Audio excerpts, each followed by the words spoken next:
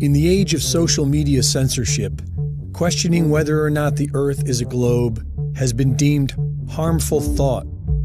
But why is this? We seem to be conditioned to think that the issue has been scientifically settled. But this is not the case. Our most popular scientists recognize that the geocentric model, where the Earth is at the center of the universe, is observably accurate.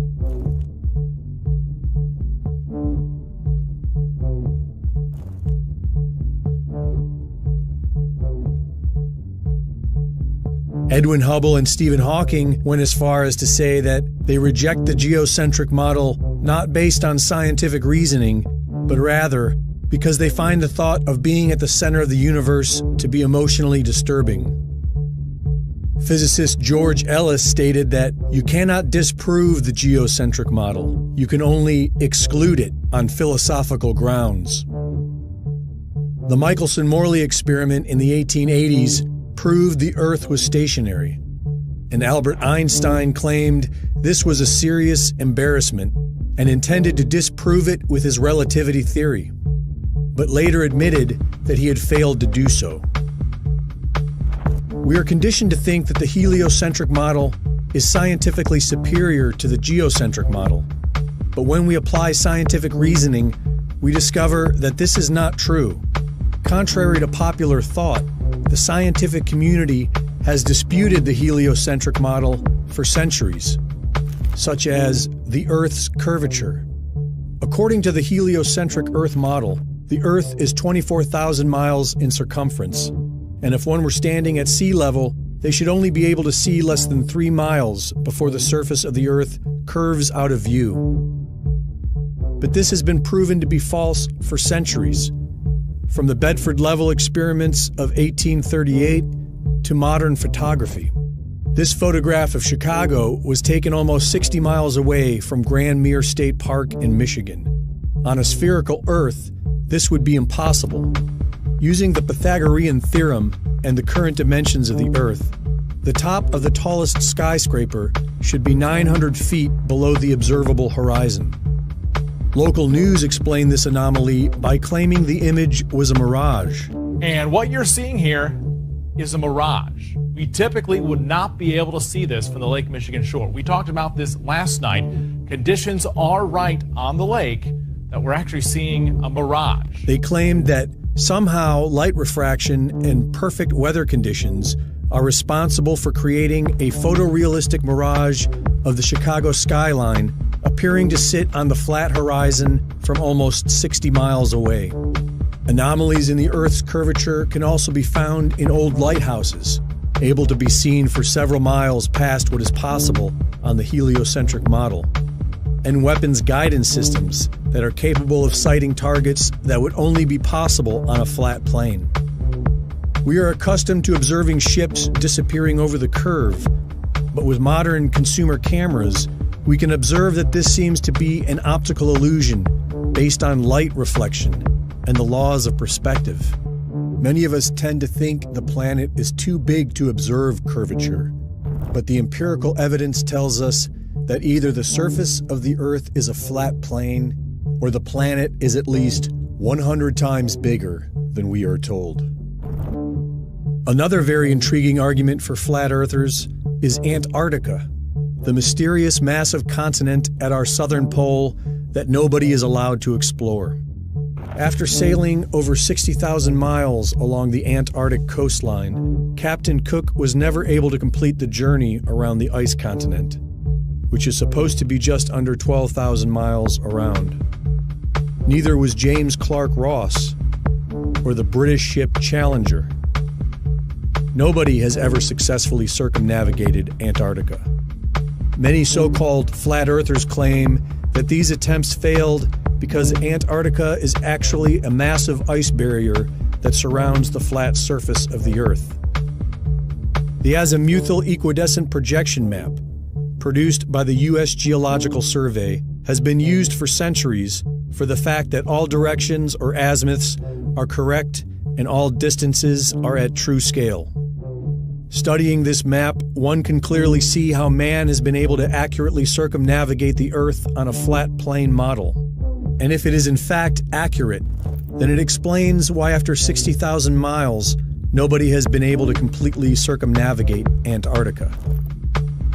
Interestingly, this is also the map used by the United Nations.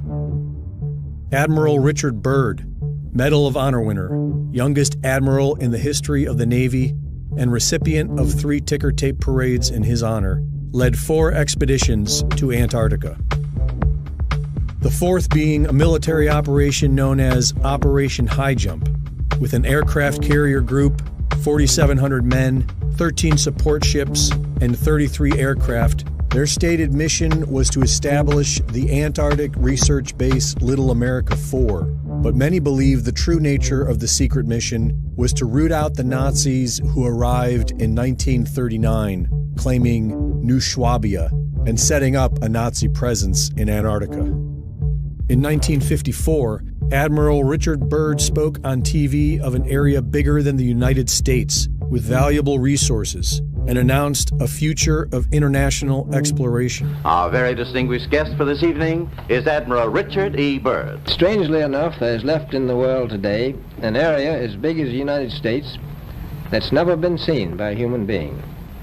And that's beyond the pole on the other side of the South Pole from Middle America. We've found enough of coal within 180 miles of the South Pole in a great ridge of mountains that's not covered with snow, enough to supply the whole world for quite a while. And I think it's quite astonishing that there should be an area as big as that unexplored. That's a tremendous So challenge. there's a lot of adventure left down at the bottom of the world. Admiral, do you hope to see that? I do.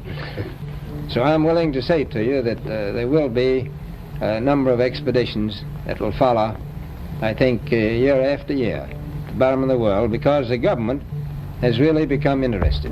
But this never happened. In 1957, Admiral Byrd died in his sleep of a heart ailment at the age of 68. And on December 1st, 1959, all 12 countries active in Antarctica signed a United Nations treaty that outlawed all public travel south of the 60th southern parallel. This was the same time that NASA was formed. The world's attention was pulled away from exploring Antarctica and directed firmly on the moon. In 1962, a series of high-altitude nuclear tests was carried out by the United States. It was called Operation Fishbowl, which has caught the curiosity of many flat Earth researchers because the flat Earth model shared by the ancients was one where we lived within a sphere, upon a flat surface, and surrounded by a massive dome, like a fishbowl, or The Truman Show.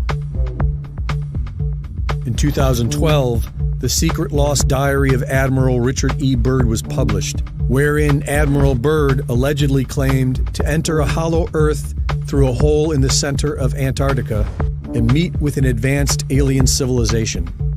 The diary provides no evidence of being authentic, and many would suggest that it portrays the distinguished admiral as a crackpot and strange tales of Antarctica as fantasy. To this day, the public is strictly prohibited from traveling below the 60th southern parallel.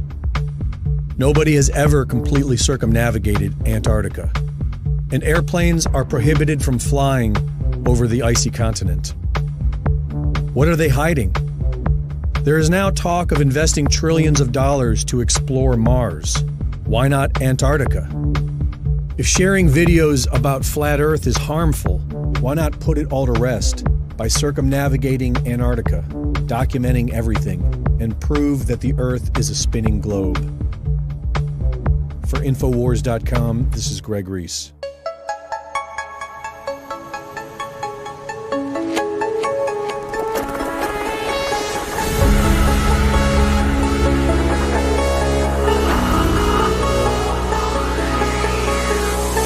Infowars, tomorrow's news today.